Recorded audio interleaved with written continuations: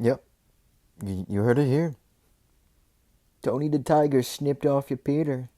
Let's talk about it.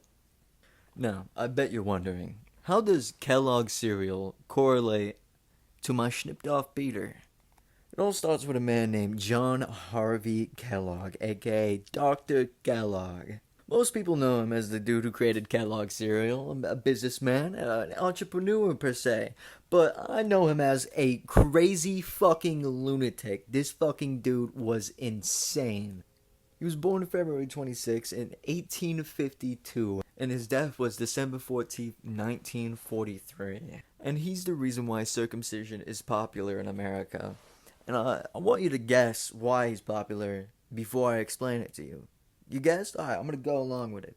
He was a religious figure, aka one of those 1900s religious nuts, and was highly respected because he made a lot of food and he came up with the idea that became mainstream back then that sugar was the reason for lust. That's why he created Kellogg's cereal, a cereal with no sugar in it, cornflakes.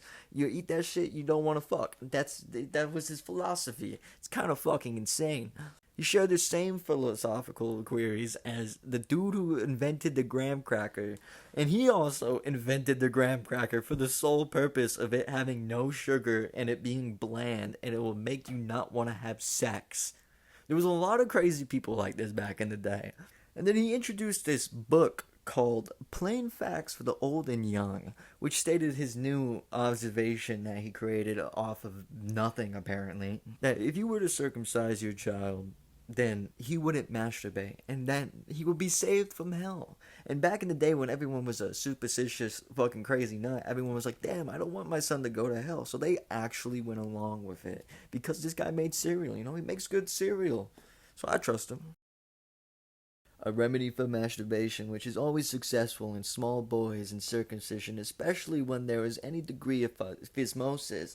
The operation should be performed by a surgeon without administering an anesthetic, as the brief pain attending the operation will have a salutary effect upon the mind, especially if it connected the idea of punishment. What the fuck? And if you're wondering why people still do it today, I want you to think about it like this. Alright, back in the day, they tell you, if you do this, your son won't go to hell. They do it, the next generation comes, and the father thinks, you know what? Might as well have it look like mine. And that's how it's been ever since. Approximately 80% of all Americans that are circumcised, other than for religious reasons, are circumcised because of the guy who invented Kellogg's cereal. A crazy fucking lunatic. And let's be glad what he wanted to do with the women did not stick.